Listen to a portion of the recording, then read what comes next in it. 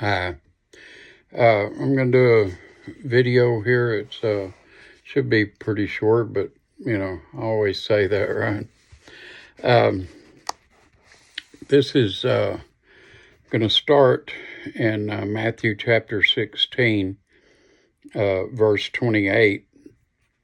And this confused people back then, and it confused me for many years. I never quite understood this, even though it's right there in front of your face. You just have to read just a little bit further and it will explain it to you. What confused a lot of people was here, and this is Jesus speaking. He said, "Verily I say unto you, there be some standing here which shall not taste of death till they see the Son of Man coming in his kingdom." They thought some of them would still be alive when Jesus came back. I thought that when I read this, and no one explained it to me until God pointed this out to me many, many years after I first read this. But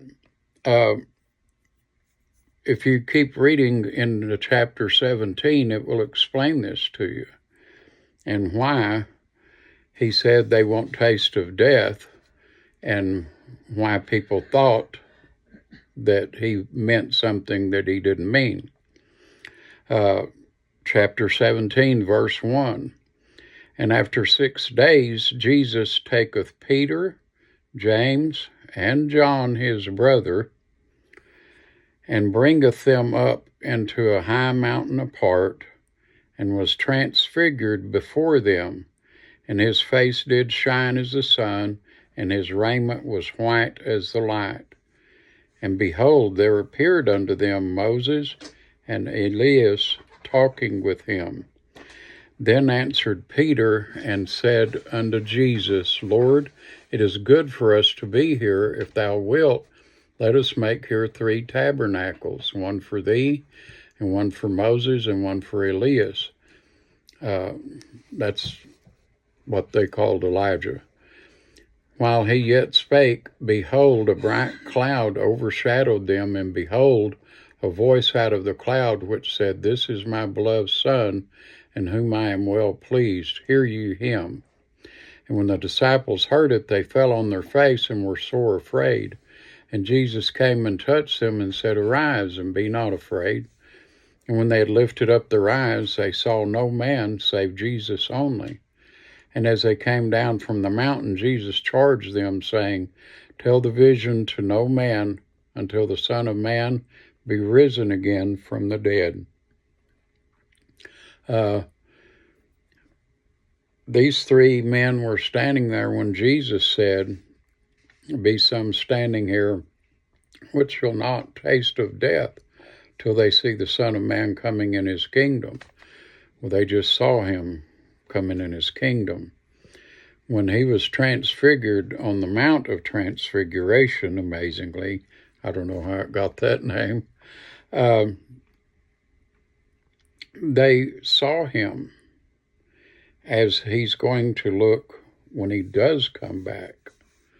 And I love this in verse 2 of 17, and was transfigured before them, and his face did shine as the sun, and his raiment was white as the light.